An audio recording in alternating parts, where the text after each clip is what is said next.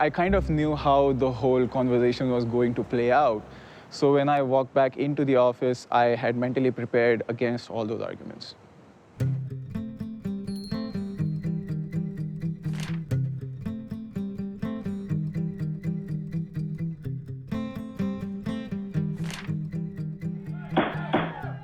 Reasons and rationalizations refer to the objections we hear from our colleagues when we try to point out an ethical problem in the way things are being done.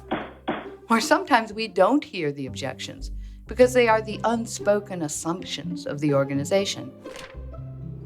It can be difficult to make a strong argument against the assumed prevailing winds in an organization if we feel in the minority, or if we don't feel we have the time to come up with a workable alternative, or if we don't want to take the chance to present a half-baked response.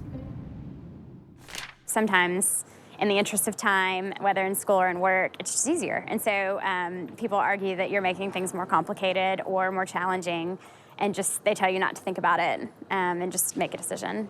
One person, it's really hard to think that they can actually really make an impact and change that entire mindset. I think something that will always hold you back is when you're a minority and your values really don't seem to be very relevant in the room and everyone else has a different opinion than yours. That might feel like even though you might raise it up, it might not impact the final solution or something like that. Because your voice is so minimal compared to everyone else's. If we anticipate the types of arguments we're likely to hear when we face values conflicts, we can work on pre-scripting persuasive and well-reasoned responses. Just think about the challenges you've faced thus far in your lives, or the kinds of issues you read about in the business press. Certain industries and professions and regions of the world trigger their own types of conflicts, and all of these are fairly predictable. I've done business in parts of the world where bribery and things like that are really common. And I have come across occasions where I have been provided opportunities, let's say, for partaking in things like that. One of the procurement managers of one of my clients provided me with this opportunity that we could do a lot of business with them if we agreed to certain terms and conditions which were probably outside the legal limits. So I had a few options. One, I could agree to those conditions. I had the means to agree to those conditions.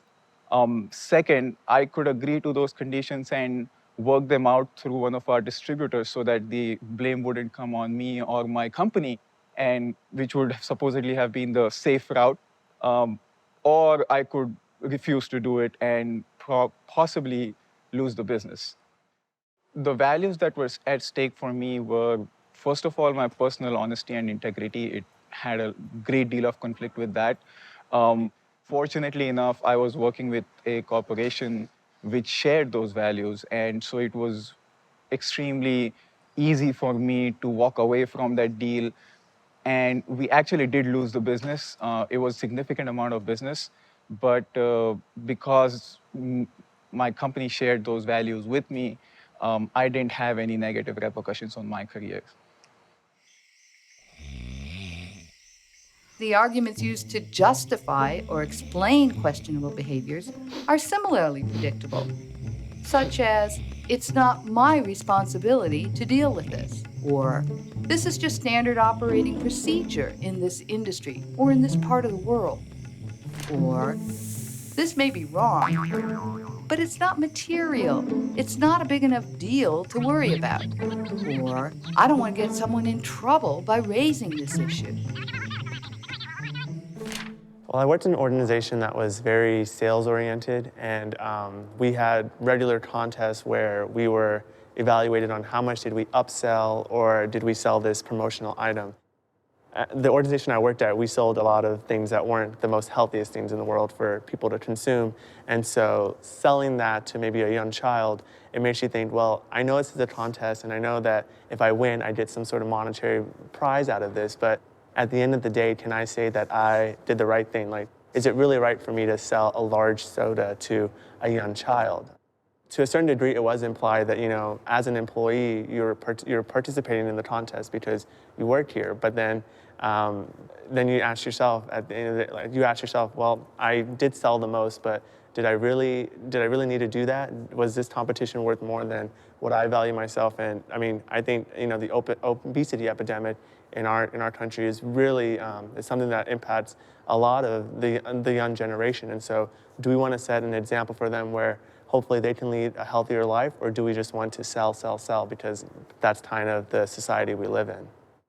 I did not speak up about it because I knew where I worked, and I knew that was one of the things that was that part of our revenue really drove the business, and that was something that was kind of, we had to meet our numbers quota, we had to meet a certain number of sales, and then also I was an entry-level employee, and so I thought my voice compared to the individuals who are much higher than my pay grade, it wouldn't really make much of a difference.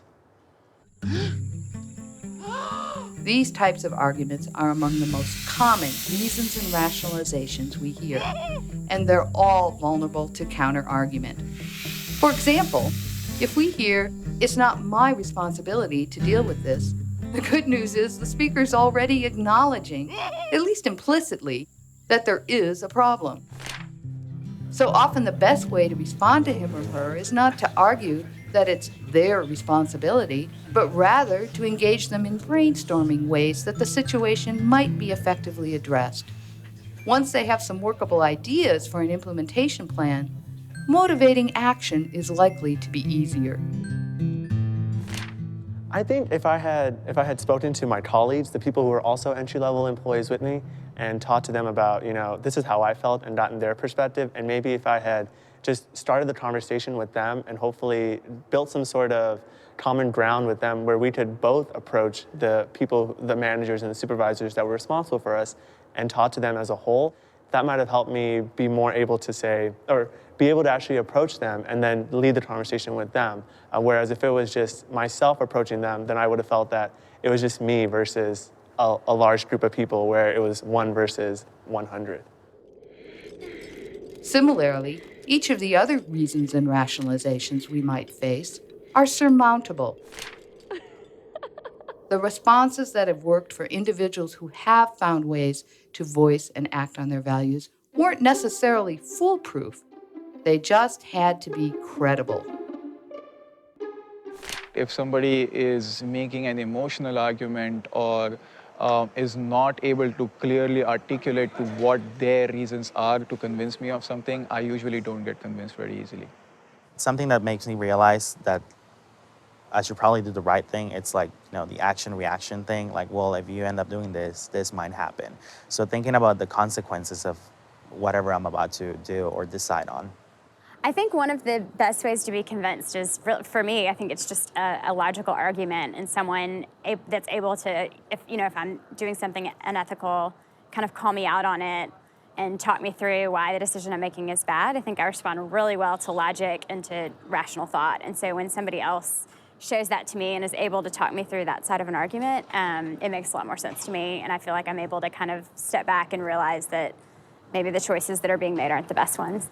You can reach out to people individually, and that is kind of making a difference. So not being so discouraged that you're like, well, I'm never going to change it, and so I know I'm right, but...